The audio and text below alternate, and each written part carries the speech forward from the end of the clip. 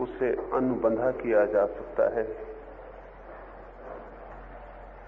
जो कारागृह में हो उसे मुक्त किया जा सकता है। जो सोया हो उसे जगाया जा सकता है। लेकिन जो जागा हो और इस भ्रम में हो कि सो गया हूं, उसे जगाना बहुत मुश्किल है। और जो मुक्त हो और सोचता हो कि बंध गया हूं, उसे खोलना बहुत मुश्किल है। और जिसके आसपास कोई जंजीरें न हो और आंख बंद करके सपना देखता हो कि मैं जंजीरों में बंधा हूं और पूछता हो कैसे तोड़ूं इन जंजीरों को, कैसे मुक्त हो जाऊं, कैसे छूटूं, तो बहुत कठिनाई है। रात्रि संबंध में पहले सूत्र पर मैंने आपसे कुछ कहा है। मनुष्य की आत्मा परतंत्र नहीं है और हम उसे परतंत्र माने हुए बैठे। मनुष्य की आत्मा को स्वतंत्र नहीं बनाना है, बस यही जानना है कि आत्मा स्वतंत्र है।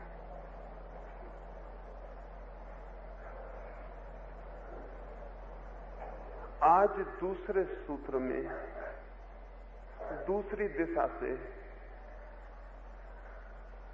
उसी तरफ फिर इशारा करना जरूरी है। एक ही चांद हो, बहुत अंगुलियों से इशारे किए जा सकते हैं। एक ही सत्य है, बहुत द्वारों से प्रवेश किया जा सकता है। दूसरे सूत्र में यह समझना जरूरी है कि हम क्या खोज रहे हैं। हर आदमी कुछ खोज रहा है। कोई धन, कोई यश, और जो धन और यश से बचते हैं वे धर्म खोजते हैं, मोक्ष खोजते हैं, परमात्मा खोजते हैं। लेकिन खोजते जरूर हैं, खोजने से नहीं छूटते। आम तौर से यही समझा जाता है कि जो धन खोजता है वो अधार्मिक है और जो धर्म खोजता है वो धार्मिक है। और मैं आपसे कहना चाहता हूं कि जो खोजता है वो अधार्मिक है और जो खोजता नहीं वो धार्मिक है। आप क्या खोजते हैं इससे कोई संबंध नहीं है। जब तक आप खोजते हैं तब तक आप अपने से दूर निकल जाएंगे। जो खोजेगा वो स्वयं से दूर चला जाएगा। जो नहीं खोजेगा वही स्वयं में आ सकता है। खोज का अर्थ ही है, खोज का अर्थ है दूर जाना। खोज का क्या अर्थ है? खोज का अर्थ है जहां हम नहीं हैं वहां जाना, जो हमारे पास नहीं है उसे पाना, जो नहीं मिला है उसे ढूंढना। और जो मैं हूं वो तो मुझे मिला है, वो तो सदा उपलब्ध है, वो तो मैं हूं ही। उसे कैसे खोजा जा सकता है? और जितना मैं खोज में लग जाऊंगा उतना ही उसे खोदूंगा जो मैं हूं। और हम सब ने खोज में उलझ के स्वयं को खो दिया है। फिर कोई धन खोजता है, कोई यश खोजता है, कोई मोक्ष खोजता है, इससे कोई भी फर्क नहीं पड़ता। ये एक ही बीमारी के अलग अलग नाम है। खोजने की बीमारी है। बुनियादी बीमारी क्या खोजते हैं इसकी नहीं है। बुनियादी बीमारी खोजने की है। बिना खोजे नहीं रह सकते। खोजेंगे, खोजने का अर्थ है दृष्टि दूर चली जाएगी। खोजेंगे और खो देंगे खुद को। स्वभावतः जो दूर है उसे खोजा जा सकता है, जो पराया है उसे खोजा जा सकता है। जिसके और मेरे बीच में फासला है, डिस्टेंस है, उसे खोजा जा सकता है। लेकिन जिसके और मेरे बीच में सुई भर भी फासला नहीं,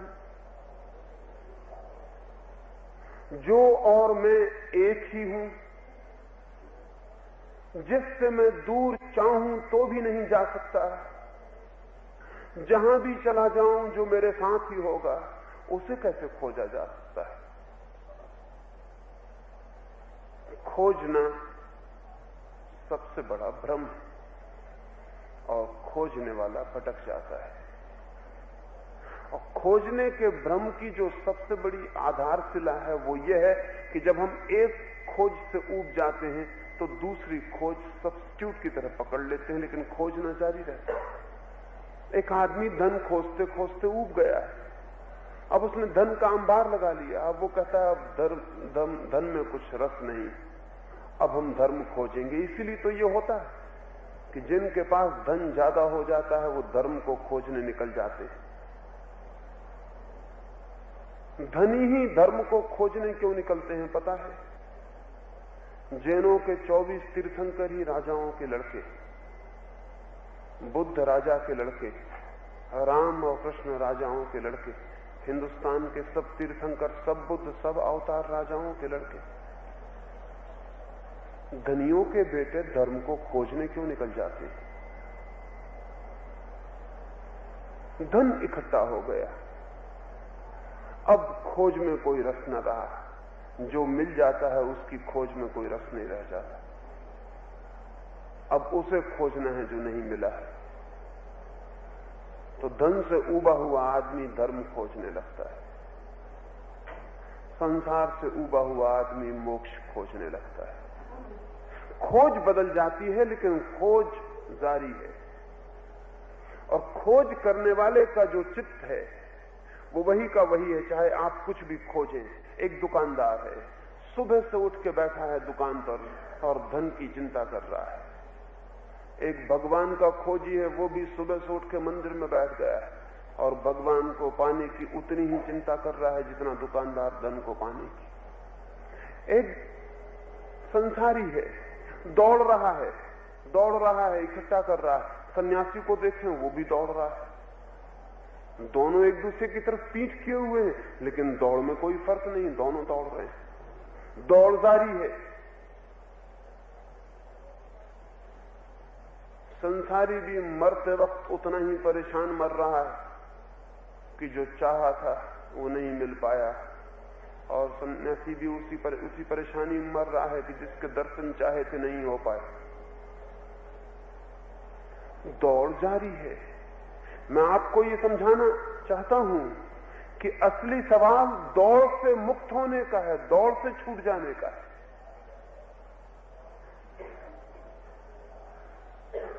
दौड़ का अर्थ ही यही है कि मेरी नजर किसी और पे लगी है, और जब तक मेरी नजर किसी और पे लगी है तो स्वयं पर कैसे हो सकती? चाहे फिर परमात्मा पे लगी हो और चाहे दिल्ली के सिंहासन पे लगी हो, इससे कोई फर्क नहीं पड़ता। मेरी नजर कहीं और है, वहां नहीं है जहां मैं हूं। ये दौड़ने वाले चित्त का रूप है। फिर एक ऑब्जेक्ट बदल लिया, एक दौड़ का लक्ष्य बदल लिया, दूसरा लक्ष्य तय कर लिया, लेकिन काम जारी है, दौड़ने वाला दौड़ रहा है। एक कोल्हू का बैल चल रहा है, वो कौन सी चीज का तेल निकालता है इससे थोड़ी फर्क पड़ता है। कोल्हू के बैल को चलना पड़ता है, तेल किसी चीज का निकलता हो, तेल कोई भी निकलता हो, कोल्हू का बैल चलता है। दौड़ने वाला चित्त दौड़ता है, वो किस चीज के लिए दौड़ रहा है इससे कोई फर्क नहीं पड़ता। लेकिन हम फर्क करते हैं, हम कहते हैं ये संसारी आदमी, ये धन के पीछे मरा जा रहा है, ये बहुत आध्यात्मिक आदमी है, ये भगवान को खोज रहा है। लेकिन ये दोनों एक जैसे आदमी हैं, इनमें कोई भी फर्क नहीं। दोनों दौड़ रहे हैं, दोनों किसी चीज को पाने के लिए पागल हैं, दोनों का दिमाग कोई आकांक्षा कर रहा है, दोनों अपने से बाहर के लिए पीड़ित, दोनों अपने से बाहर कहीं पहुंच जाने के लिए आतुर, दोनों प्यासे हैं, दोनों कहते हैं वो मिल जाएगा तो सुख होगा, नहीं तो सुख नहीं हो सकता। कोई और चीज है जिसे मिल जाए तो आनंद होगा, अन्यथा मैं दुखी रहूंगा। उस चीज का नाम आबासा कुछ भी हो सकता है। नाम बदल लेने से कोई अंतर नहीं पड़ता। दौड़ने वाला चित्त ही सत्य की खोज में, खोजने वाला चित्त ही सत्य की खोज में सबसे बड़ी बात है। और क्या रास्ता है? आप कहेंगे अगर खोजे ना फिर क्या होगा? फिर तो जैसे हम हैं वैसे ही रह जाएंगे। नहीं, अगर आपने खोज जारी रखी तो जैसे आप हैं वैसे ही आप रह जाएंगे। अगर आप एक क्षण को भी खोज छोड़ दें तो आप वो हो जाएंगे जैसे आप अब तक कभी भी नहीं रहे। लेकिन एक क्षण को भी खोज छोड़ना बहुत मुश्किल। खोज छोड़ने का मतलब है एक क्षण को चित्त कुछ भी नहीं खोज रहा। हमने कह दिया नहीं हमें कुछ पाना है, नहीं हमें कहीं जाना है, न हमें कुछ होना है, कोई बिकमिंग नहीं हमारी, कोई मंजिल नहीं हमारी, हम ही काफी हैं। हम जैसे हैं वही काफी हैं। एक क्षण को हम खड़े हो गए हैं, सब दौड़ बंद है, सब हवाएं बंद है, न पत्ता हिलता है, न तरंग उठती है, न हम कहीं जाते हैं, न किसी को पुकारते हैं, न कहीं प्रार्थना करते हैं, न हाथ जोड़ते हैं, न कोई तिजोरी बंद करते हैं, न कोई शास्त्र। हम रह गए हैं खड़े हुए, हम चुप हो गए हैं, हम मौन हैं, हम खोज नहीं रहे हैं। इस शांत क्षण में वो प्रकट हो जाता है जो सदा से ही उपलब्ध है, जिसे खोजने की कोई जरूरत नहीं, जिसे दौड़ दौड़ के हम भूले हुए। चीन में एक अद्भुत विचारक हुआ लात्से। लात्से ने एक वचन कहा है जब तक खोजा तब तक नहीं पाया, और जब छोड़ दी खोज तो पाया कि जिसे खोज रहे थे वो खुद ही खोजने वाला था।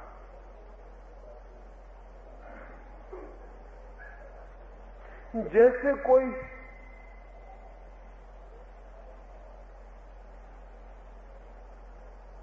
खुद को ही खोजने चला जाए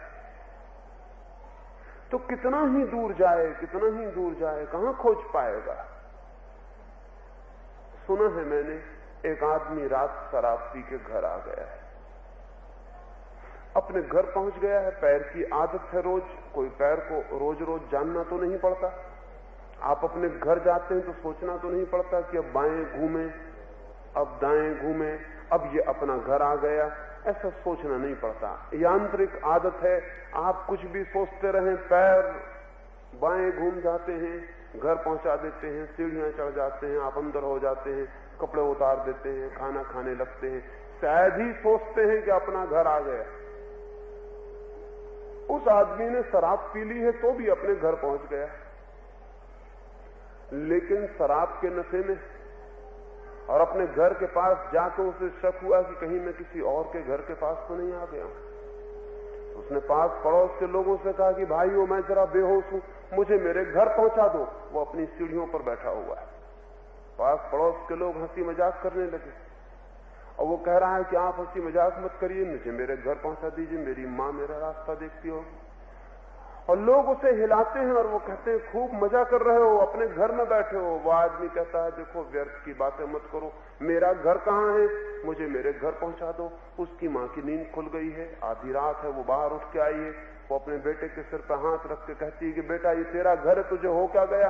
वो उसका बेटा उसके पैर पकड़ लेता है और कहता है माई मुझे मेरे घर पहुंचा दे, मेरी मां मेरा रास्ता देखती होगी।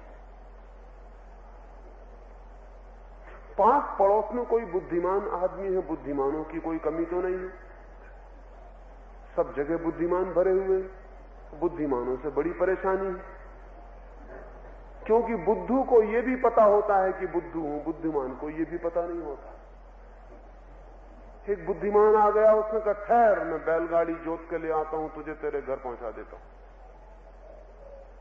पड़ोस के लोगों ने कहा क्या पागलपन हो रहा है ये, वो आदमी अपने घर के द्वार पर बैठा हुआ, अगर तुमने बैलगाड़ी जोत के ले आए और तुम उसे कहीं भी ले जाओ दुनिया में, वो घर से और दूर चला जाएगा। लेकिन बुद्धिमान नहीं माना, वो बैलगाड़ी जोत के ले आया। उसने कहा कहीं भी जाना हो तो बैलगाड़ी की जरूरत पड़ती है। अब अपने घर जाने में, अपने ही घर मौजूद बैलगाड़ी की जरूरत नहीं पड़ती। लेकिन तर्क तो ठीक है कि कहीं भी जाना हो तो बैलगाड़ी की जरूरत पड़ती है। उस शराब पिए आदमी को बैलगाड़ी में लोग बिठाने लगे, उसकी मां चिल्लाने लगी, ये क्या पागलपन कर रहे हो? क्योंकि जो अपने घर ही मौजूद है उसे अगर तुम बैलगाड़ी में बिठा के जितना भी दूर ले जाओगे उतना ही दूर हो जाएगा। लेकिन कौन सुने? हम सब भी ऐसी हालत में, हम जिसे खोज रहे हैं वहीं हम खड़े हैं। हम जिसे पुकार रहे हैं वो वही है जो पुकार रहा है। ये बड़ी अजीब स्थिति, और इस अजीब स्थिति की वजह से बड़ी मुश्किल, जितना पुकारते हैं जितना खोजते हैं उतना मुश्किल होती चली जाती, और ख्याल भी नहीं आता कि एक बार हम भीतर तो देख लें कि कौन है जो खोज रहा है। इसलिए मैं आपसे कहता हूं, धार्मिक आदमी वो नहीं है जो पूछता है क्या मैं खोजूं। धार्मिक आदमी वो है जो पूछता है कि ये कौन है जो खोजता है। ये सवाल ही नहीं है कि क्या हम खोजें। अधार्मिक आदमी ये पूछता है क्या मैं खोजूं। धार्मिक आदमी पूछता है ये कौन है जो खोज रहा है। हम पहले इसे तो खोज लें, फिर हम कुछ और खोजेंगे। पहले अपने को तो खोज लें, फिर हम परमात्मा को खोजने निकलेंगे। पहले स्वयं को तो जान लें, फिर हम धन को भी जान लेंगे, फिर हम जगत को भी जान लेंगे। और जो स्वयं को ही नहीं जानता वो और क्या जान सकेगा। धार्मिक आदमी ये नहीं पूछता आता हुआ कि परमात्मा कहां है, और जो आदमी पूछता है परमात्मा कहां है उसका धर्म से कोई भी संबंध नहीं। धार्मिक आदमी ये नहीं पूछता मोक्ष कहां है, और जो पूछता है उसका धर्म से कोई संबंध नहीं।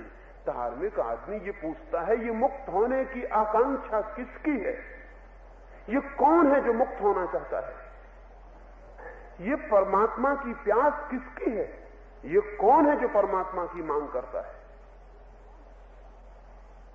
ये आनंद की आकांक्षा किसकी है, ये कौन है जो आनंद के लिए रो रहा है, तड़प रहा है, पुकार रहा है। ये कौन हूं मैं, ये खोजने वाला कौन है, इसे तो जान लूं, पहचान लूं। लेकिन धर्म के नाम पर अब तक व्यर्थ की बातें ही सिखाई और समझाई गई। धर्म की सारी दिशा ही गलत कर दी गई। धर्म का कोई भी संबंध खोज से नहीं, खोज के विषय से नहीं, खोजने वाले से है। दी सीकर, वो कौन है जो खोज रहा है, और इसे खोजना हो तो कहां जाना पड़ेगा खोजने? कहां जाना पड़ेगा? हिमालय, बद्री केदार, काशी, कहां जाना पड़ेगा? एक गांव में बड़ी भीड़ थी। एक फकीर अपने झोपड़े से निकला और लोगों से पूछने लगा, बड़ी भीड़ है, सारे लोग कहां जा रहे हैं? तो उन लोगों ने कहा, तुम्हें पता नहीं? एक आदमी हमारे गांव का मक्का मदीना होकर लौटा है, ये लाखों लोग उसके दर्शन करने जा रहे हैं। उस फकीर ने कहा, धत तेरी की, मैं तो समझा कि किसी आदमी को दर्शन करने मक्का मदीना आए हुए इसलिए लोग जा रहे हैं, क्योंकि इतनी भीड़, एक आदमी मक्का मदीना हो आए, इसमें क्या मतलब है? जब मक्का मदीना किसी आदमी के पास आते हैं तब कुछ मतलब होता है। वो वापस अपने झोपड़े के भीतर चला गया। धार्मिक आदमी वो नहीं है जो ईश्वर के पास पहुंच जाता है। धार्मिक आदमी वो है जो अपने पास पहुंच जाता है, क्योंकि अपने पास पहुंचते ही ईश्वर आ जाता है। ईश्वर को आप नहीं खोज सकते हैं, ईश्वर ही आपको खोज सकता है। हम कैसे ईश्वर को खोज सकते हैं? हम तो अपने को ही नहीं खोज पाते, अपने को ही नहीं जान पाते, और ईश्वर को जानने की कामना जगाते हैं। अहंकार है मनुष्य का कि मैं ईश्वर को पालूं, ये सबसे बड़ा अहंकार है। धन पाने वाले का अहंकार इतना बड़ा नहीं है, इसलिए सन्यासियों से ज्यादा दम्भी आदमी खोजना बहुत मुश्किल है। बड़ा ईगो है, बड़ा अहंकार है। काहे का अहंकार है? ईश्वर को पा लेने का भ्रम। और ईश्वर को कोई कभी नहीं पा सकता है, बस कोई अपने को पा ले और ईश्वर को पा लेता है। और ईश्वर के पास कोई कभी नहीं जा सकता है, कोई अपने पास आ जाए और ईश्वर उसके पास आ जाता है।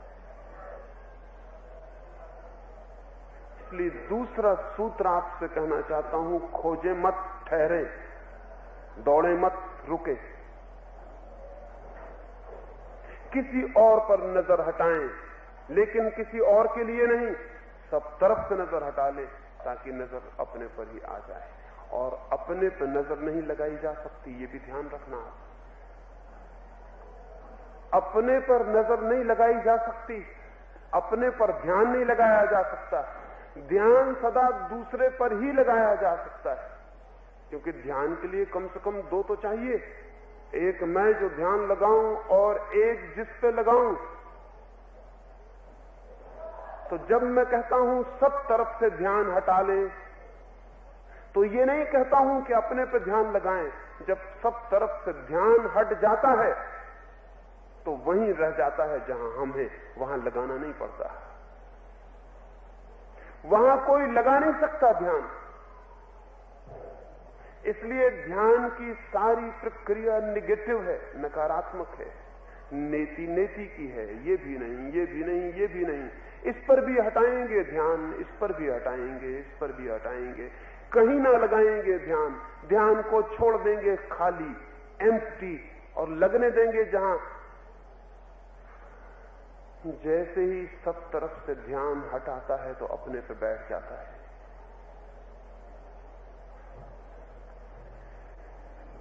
दूसरा सूत्र समझ में आ सके उसके लिए जरूरी है कि हम संसारी के भ्रम को भी समझें और सन्यासी के भ्रम को भी। एक सिकंदर है, एक चंगेज है, वो सारी दुनिया को जीतने निकले हुए हैं। वो कहते हैं हम सारी दुनिया जीत लेंगे।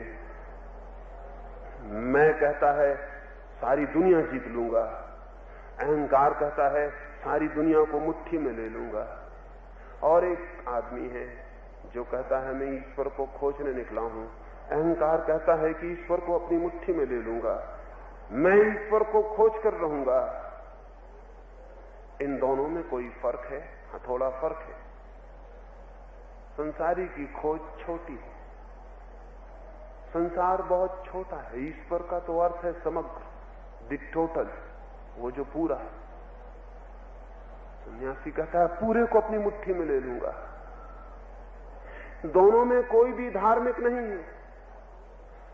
धार्मिक कहता है मैं खोजूंगा मेरी मुट्ठी किसकी है। मैं किसी को मुट्ठी में लेने नहीं चला हूं, मैं ये खोजने चला हूं कि ये मुट्ठी किसकी है। कौन इस मुट्ठी को बांधता, कौन इस मुट्ठी को खोलता। मुझे इसकी फिक्र नहीं कि मुट्ठी में क्या है, मुझे इसकी फिक्र है कि मुट्ठी में कौन है, मुट्ठी के भीतर कौन है जो मुट्ठी बांधता और खोलता।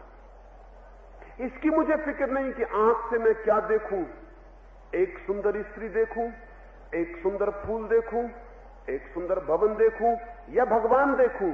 ये सवाल नहीं है कि आंख से मैं किसको देखूं, ऑब्जेक्ट का सवाल नहीं। सवाल यह है कि कौन है जो आंख से देखता है। इन दोनों बातों में स्पष्ट भेद हो जाना चाहिए। एक वो जो दिखाई पड़ता है और एक वो जो देखता है। दिखाई पड़ने वाली चीजें बदल सकती हैं। कोई धन को देखते देखते भगवान को देखने लग सकता है, कोई बाजार देखते देखते स्वर्ग देखने लग सकता है, कोई दुकान पर रुपए गिनते गिनते अचानक भगवान की बांसुरी सुनने लग सकता है। लेकिन ये सब हमसे अलग अनुभव है, ये दृश्य है।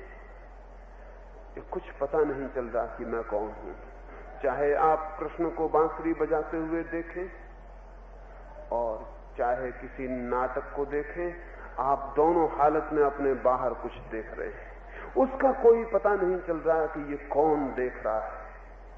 धार्मिक आदमी की खोज इस बात के लिए है कि ये कौन है जो देख रहा है। दृश्य नहीं, दृष्टा कौन है। जो दिखाई पड़ता है वो नहीं, जो देखता है वो कौन। निश्चित ही इसकी खोज के लिए दौड़ने से काम नहीं चलेगा, भागने से काम नहीं चलेगा, खोजने से काम नहीं चलेगा, ठहरने से काम चलेगा, रुकने से काम चलेगा, बैठ जाने से काम चलेगा।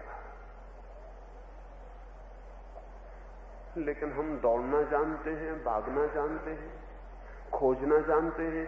इसलिए अगर कोई हमें सब्स्टिट्यूट बता दे, कोई बता दे कि ये खोज छोड़ो, ये खोज में लग जाओ, तो आसान मालूम पड़ता है कि ठीक है, इस खोज को नहीं करेंगे, इस खोज को करेंगे।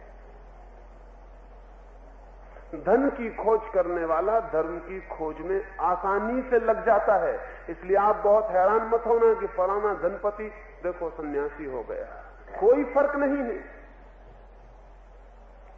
वो जो धन की खोज करने का चित्त था वो कहता हमें खोज चाहिए, हम किसी को खोजेंगे। अगर धन नहीं खोजना है, चलो धर्म को खोजेंगे। वो धन को खोजने वाला कहता है धन क्यों खोजना है, धन इसलिए खोजना है कि धन से आदर मिलेगा। फिर वो चित्त कहता है कि ठीक है, धन न खोजेंगे, धर्म खोजेंगे, धर्म खोजने से और भी ज्यादा आदर मिलेगा। धनी आदमी को कितने लोग आदर देते हैं, और वही धनी आदमी मुनि हो जाए तो वही ना समझ जो कभी उसे आदर न देते थे या आदर देते भी थे तो झूठा देते थे, रास्ते पर नमस्कार करते थे, पीछे गाली देते थे, वही ना समझ उसके पैर छूने लगते। धन की खोज भी आदर के लिए है, धर्म की खोज भी आदर के लिए हो जा सकती है। लेकिन खोज चाहिए, चित्त कहता है खोज चाहिए, बिना खोज के हम न रहेंगे। क्यों? क्योंकि बिना खोज में चित्त मर जाता है।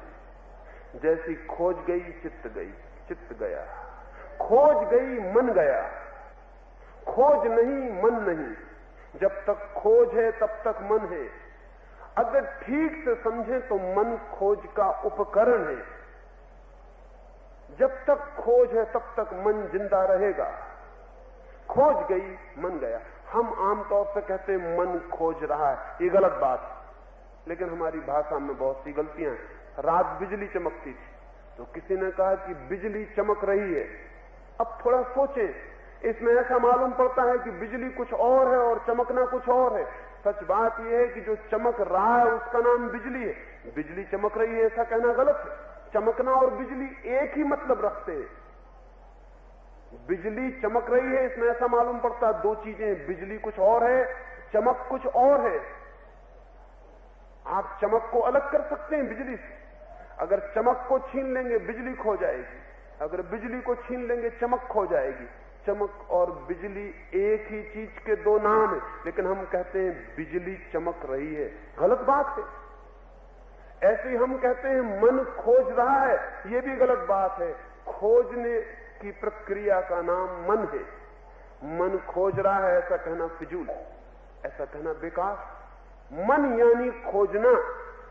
जब तक खोज रहे हैं तब तक मन है, फिर चाहे कुछ भी खोजिए मन रहेगा, और मत खोजिए मन खो जाएगा। और जहां मन खो जाता है वहां उसके दर्शन हो जाते हैं।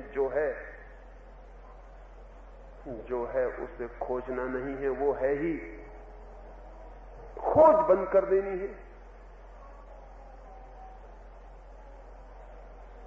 एक बगिया है और फूल खिले हैं, और आप उस बगिया के पास से एक जेट हवाई जहाज में बैठ के निकलते हैं, तेजी से चले जाते हैं, 1000 बार बगिया के पास चक्कर लगाते हैं, फूल दिखाई नहीं पड़ते। फूल तो हैं, लेकिन आप इतनी तेजी में हैं, इतनी दौड़ में हैं कि फूल दिखाई कैसे पड़े। आपको ठहरना पड़ेगा तो वो दिखाई पड़ जाएगा जो है, और आप भागते रहे तो वो नहीं दिखाई पड़ेगा जो है। जितनी तेजी से आप गुजरेंगे उतनी ही तेजी से उसे चूक जाएंगे जो है। इसलिए जितना तेज दौड़ने वाला मन है उतना ही सत्य से दूर हो जाता है। जितना ठहरा और खड़ा हुआ मन उतने सत्य के निकट हो जाता है। सच तो यह है कि ठहरा हुआ मन, उसका अर्थ है आमन, नो माइंड, मन गया, ठहरा की गया। ये बात ठीक से समझ लेनी जरूरी है, क्योंकि हम ऐसा ही रोज बोलते हैं। हम कहते हैं फला आदमी के पास बड़ा शांत मन है, बड़ी गलत बात बोलते हैं। शांत मन जैसी कोई चीज होती ही नहीं। अशांति का नाम मन है। मन सदा ही अशांत है। अगर अशांति गई तो मन गया। इसको इस तरह समझे, एक नदी में जोर का तूफान है, लहरें विक्षुब्ध हैं, आंधी चलती है, सब अशांत है। हम कहते हैं कि नदी की लहरें बड़ी अशांत हैं। फिर सब लहरें शांत हो जाती हैं, तो हम क्या कहेंगे? अब लहरें शांत हो गई, इसका मतलब है कि लहरें ना हो गई। अब लहरें नहीं। शांत लहर जैसी कोई लहर नहीं होती। लहर का मतलब ही अशांत होना होता है। लहर है तो अशांति होगी। शांत लहर जैसी कोई चीज नहीं होती। शांत लहर का मतलब है लहर मर गई, अब लहर नहीं है। इसी का मतलब शांत लहर है। मन हमेशा अशांत है। और अशांत क्यों है? जो खोजेगा वो अशांत रहेगा। खोज का अर्थ है तनाव, खोज का अर्थ है टेंशन। मैं यहां हूं और जो मुझे पाना है वो वहां है, वो उतने दूर है। वो वहां है जो मुझे पाना है, और जिसे पाना है वो यहां है। दोनों के बीच तनाव है। जब तक मैं उसे न पालूं तब तक शांत नहीं हो सकता हूं। और जब तक मैं उसके पास पहुंचूंगा तब तक मेरी खोज आगे बढ़ जाएगी, क्योंकि वो मन कहेगा और आगे और आगे और आगे। क्योंकि मन जब तक कहे और आगे तभी तक जी सकता है। मन जब तक कहे और खोजो और आगे खोजो तभी तक बच सकता है। इसलिए मन रोज आपको और आगे ले जाता है। मन भविष्य में ले जाता है और आप वर्तमान में। खोज भविष्य में ले जाती है और सत्ता वर्तमान में। खोज कहती है कल। खोज कहती कल मिलेगा, कल धन मिलेगा, कल पद मिलेगा, कल भगवान मिलेगा। कल खोज कहती है कल, और जो है वो आज है, अभी और यहां। कुछ फकीर एक साथ यात्रा कर रहे थे। एक सूफी फकीर भी था उसमें, एक योगी भी था, एक भक्त भी था। वे एक गांव में ठहरे और गांव में उन्होंने भीख मांगी और फिर उस सूफी को कहा कि तुम जाओ और बाजार से भोजन ले आओ। वो बाजार से हलवा ले आया, लेकिन पैसे कम थे, हलवा थोड़ा था, आदमी ज्यादा थे।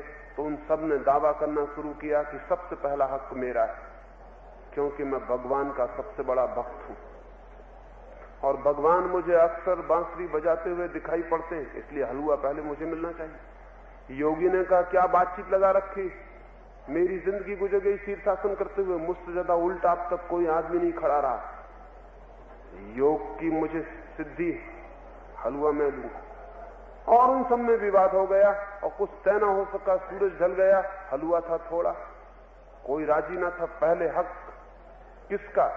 आखिर उस सूफी फकीर ने कहा एक काम करो, हम सो जाएं, रात जो सबसे अच्छा सपना देखे सुबह हम अपने सपने बताएं, जिसका सपना सबसे अच्छा हो वह हलवे का मालिक हो जाए।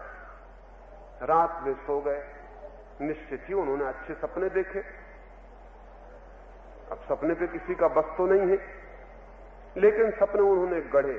सुबह उठ के वे सब अपने सपने बताने लगे। उस भक्त ने कहा कि भगवान प्रकट हुए और उन्होंने कहा तू मेरा सबसे बड़ा भक्त, तुझसे बड़ा मेरा कोई भक्त नहीं, हलवे का हकदार मैं हूं। योगी ने कहा कि मैं समाधि में चला गया, मोक्ष तक पहुंच गया, परम आनंद का अनुभव किया, हलवे का हकदार मैं हूं। और सबने अपने दावे किए। आखिर में उस सूफी फकीर से पूछा तुम्हारा क्या ख्याल है? उसने कहा मैं बड़ी मुश्किल में हूं, क्योंकि मैंने एक सपना देखा कि भगवान कह रहे हैं उठ और हलवा खा। मैं उठा और हलवा खा गया, क्योंकि आज्ञा नहीं टाली जा सकती।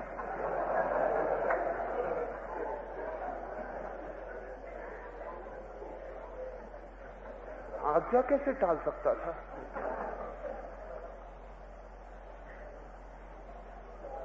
जिस सूफी ने ये कहानी अपने जीवन में लिखी है, उसने कहा है जो उठते हैं अभी और हलवा खा लेते हैं, बस वे ही जो कहते हैं कल, जो कहते हैं इसलिए, जो एक क्षण के लिए भी आगे को टालते हैं, वे चूक जाते हैं। और खोज सदा आगे को टालती है। खोज पोस्टपोनमेंट है, खोज स्थगन है। खोज आज और अभी नहीं हो सकती, खोज करनी पड़ेगी। कल हम कहीं पहुंचेंगे, वहां उपलब्धि होगी। वहां तक पहुंचते पहुंचते वो खोज करने वाला मन आगे फोकस बना लेगा, वो कहेगा और आगे। जिससे क्षितिज दिखाई पड़ता है, जाएं भवन के बाहर, चारों तरफ आकाश छूता हुआ मालूम पड़ता है पृथ्वी को, लगता है ये राह छूता हुआ। जरा उदयपुर के आगे गए, पहाड़ियों के पार और आकाश छूता होगा। फिर जाएं वहां, जितना आगे बढ़ेंगे आकाश उतना आगे बढ़ जाएगा, वो कहीं छूता ही नहीं है। आकाश पृथ्वी को कहीं नहीं छूता है। आप बढ़ते जाएंगे, वो आगे बढ़ता चला जाएगा। आप सारी पृथ्वी का चक्कर लगाएं, वो हमेशा मालूम पड़ेगा वो रहा छूता हुआ बुला रहा है, और आप आगे बढ़ जाएंगे और पाएंगे वो और आगे बढ़ गया है। इच्छा का आकाश भी ऐसे ही कहीं नहीं छूता। इच्छा का आकाश भी मनुष्य की आत्मा की पृथ्वी को कहीं नहीं छूता। आप बढ़ते हैं और वो आकाश आगे बढ़ जाता है। दौड़ते हैं, खोजते हैं, समाप्त हो जाते हैं। एक जन्म, दो जन्म, अनंत जन्म, और वो खोज का पागलपन नहीं छूटता है। हाँ, एक बात भर होती है, एक खोज से ऊब जाते हैं तो दूसरी खोज शुरू कर देते हैं, लेकिन खोज जारी रहती है। और मैं आपसे ये कह रहा हूं कि धार्मिक आदमी वो है जो खोज से ऊब गया, किसी खोज से नहीं, खोज से, जो खोज से ही ऊब गया। और अब जो कहता है खोजेंगे ही नहीं, अब तो हम बैठेंगे बिना खोजे देखेंगे कि क्या है।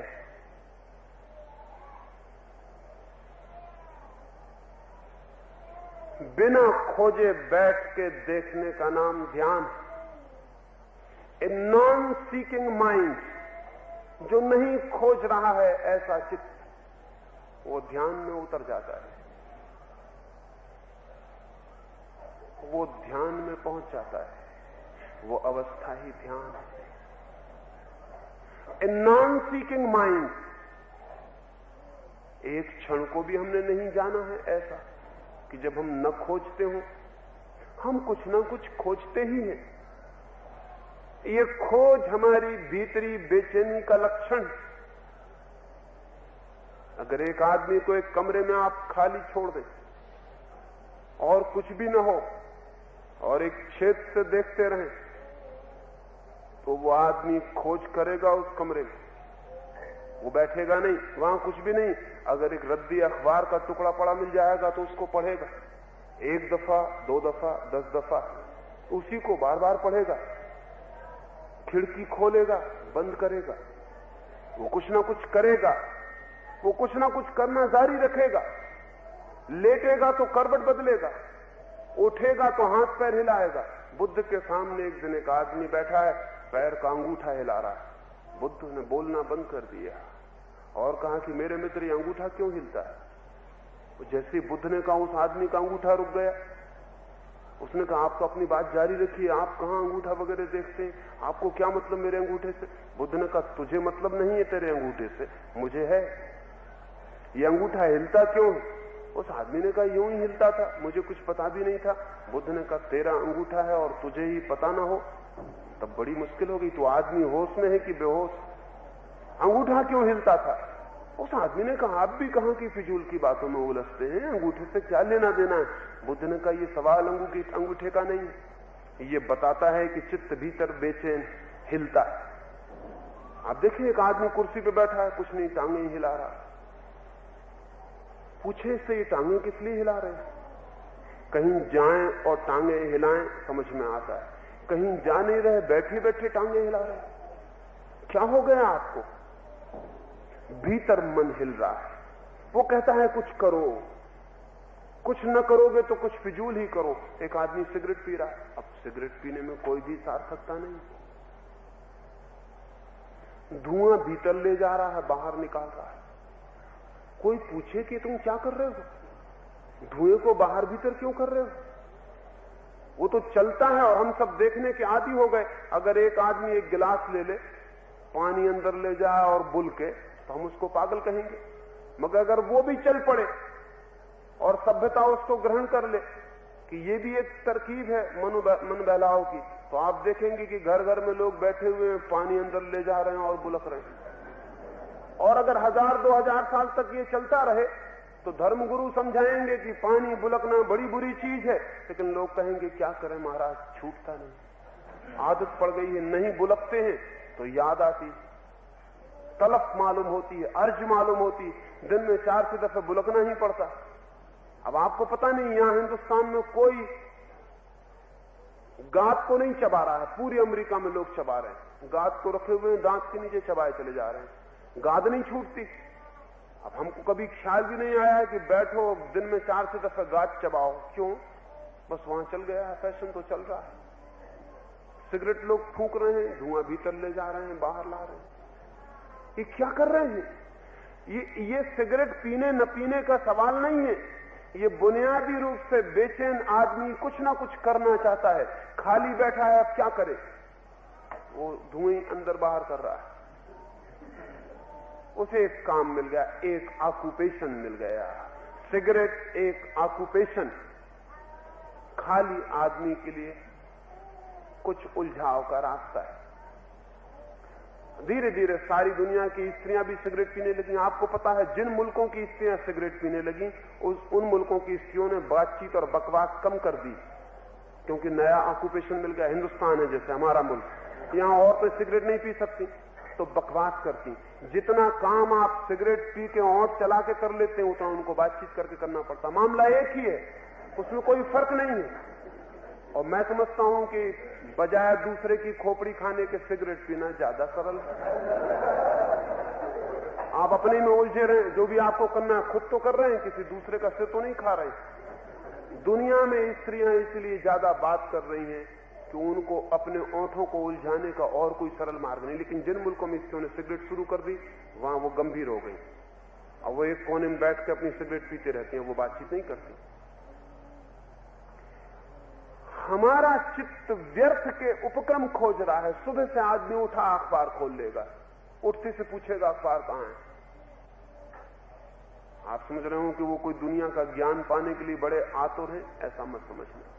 उन्हें अपने ज्ञान की फिक्र नहीं है, वो किसी के ज्ञान के लिए क्या आतुर होंगे। लेकिन कोई उलझाव चाहिए, थोड़ी देर के लिए उसी में उलझे रहेंगे, फिर जल्दी से रेडियो खोल देंगे, फिर उसमें उलझे रहेंगे। उलझाव चाहिए। आदमी भीतर बेचैन है, उसे कुछ ना कुछ खोज चाहिए। खोज नहीं होगी तो मुश्किल हो जाएगी। हम अपने से ही भागे हुए हैं, खुद से ही एस्केप चल रही है, और इस एस्केप को, इस भागे हुए होने को हम नए नए नाम दे रहे हैं। इससे काम नहीं चलेगा, रुकना पड़ेगा, खुद से भागना नहीं पड़ेगा, ठहरना पड़ेगा। कभी तो ठहर जाएं अपने भीतर थोड़ी देर, कहीं न जाएं, कुछ न करें, कुछ न खोजें, कोई उलझाव न लें, न पैर हिलाएं, न हाथ हिलाएं, न सिगरेट पिए, न अखबार पढ़ें, न राम राम जपें। एक ही बात है, चाहे धुआं बाहर भीतर ले जाएं और चाहे राम राम करें, उलझाव एक ही है। चाहे माला फेर गुरियों को सरका रहे हैं, अगर दुनिया अच्छी आएगी, वो बच्चे समझदार होंगे तो बहुत हैरान होंगे कि आदमी पागल था कि बैठ के आधा आधा पौन घंटे तक लोग गुरिया सरकाते रहते थे। हमको नहीं दिखता, क्योंकि हमको लगता है कि ये तो बिल्कुल ठीक बात है। जो आदमी धार्मिक हो जाता है वो गुरिया सरकाता है। अब गुरिया सरकाने से धार्मिक होने का क्या संबंध है? एक ही बात है, मेथड अलग है। सिगरेट पीने वाले का और गुरिया सरकाने वाले का कोई फर्क नहीं है। वो धुआं बाहर भीतर कर रहा है, ये गुरिया नीचे ऊपर कर रहे हैं। लेकिन कुछ करने में चित्त अटका हुआ है, कुछ बिना किए नहीं रह सकते हैं। बिना किए रह जाना ध्यान है, कुछ भी बिना किए रह जाना ध्यान।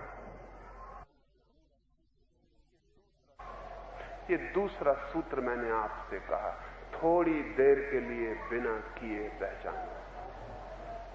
बिल्कुल बिना कुछ किए। मेरे पास लोग आते हैं, वो कहते हैं ठीक है, तो फिर हम करें क्या उस वक्त? ओम जपे, राम राम जपे, किसका ध्यान करें, कौन सा मंत्र पढ़ें, नमोकार पढ़ें, क्या करें? मैं उनसे कहता हूं कि यही मैंने समझाया कि कुछ मत करो। वो कहते हैं कुछ तो करना ही पड़ेगा, कुछ तो बता दें आप।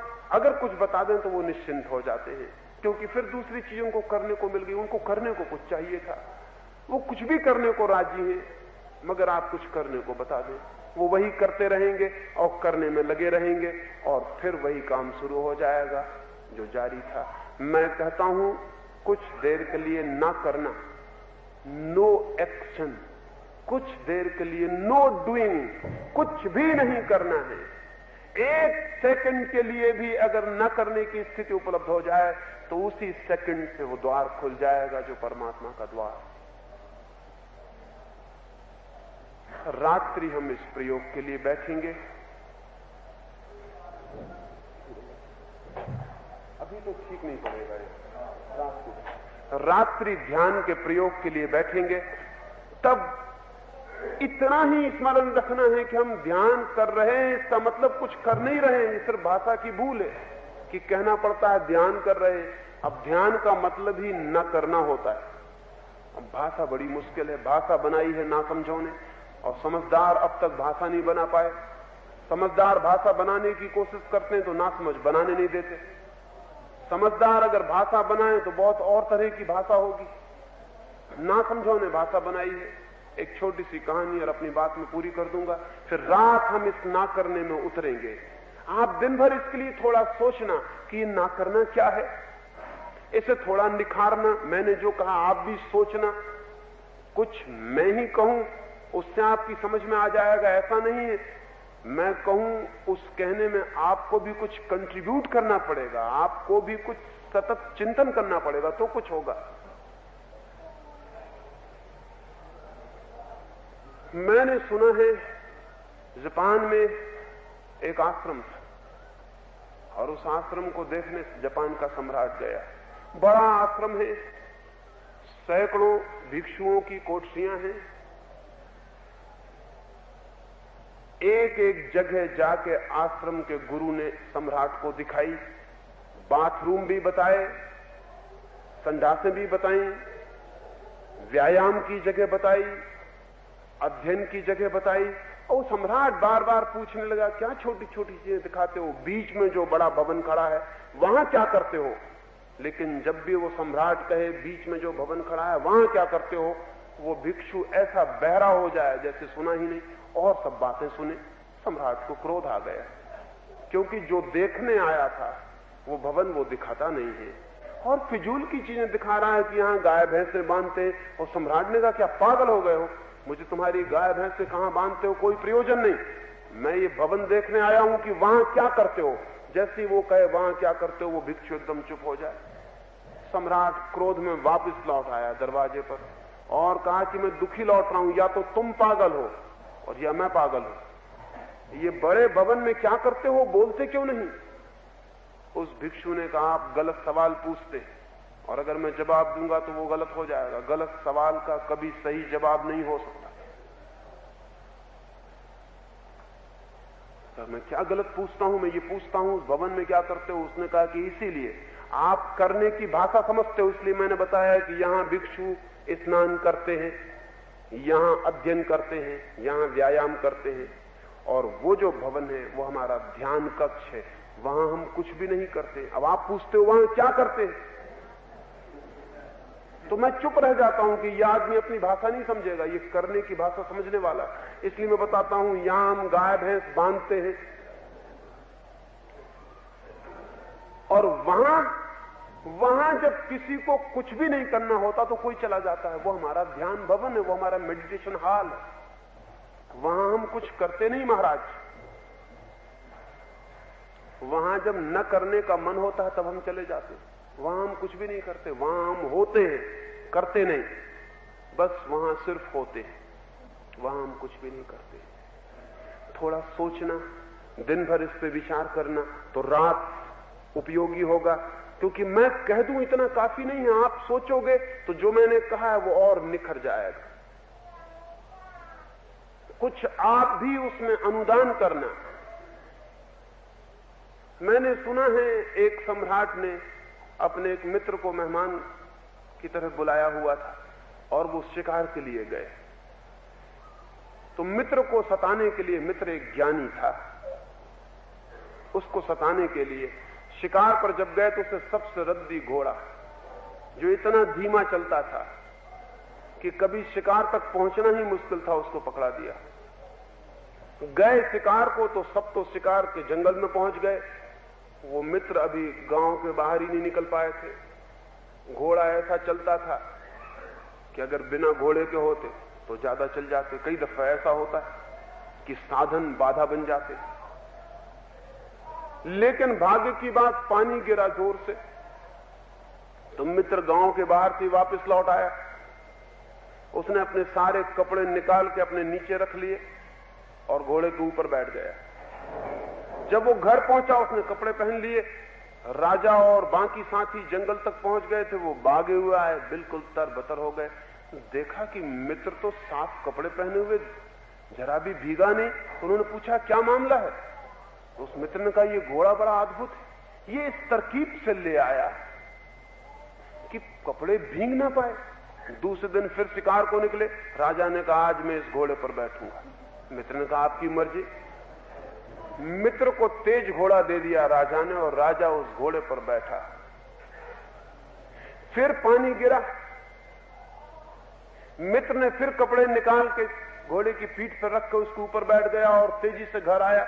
कल से भी कम भीगा क्योंकि आज तेज घोड़ा था। राजा कल से भी ज्यादा भीग गया क्योंकि वो घोड़ा तो बिल्कुल चलता ही नहीं था।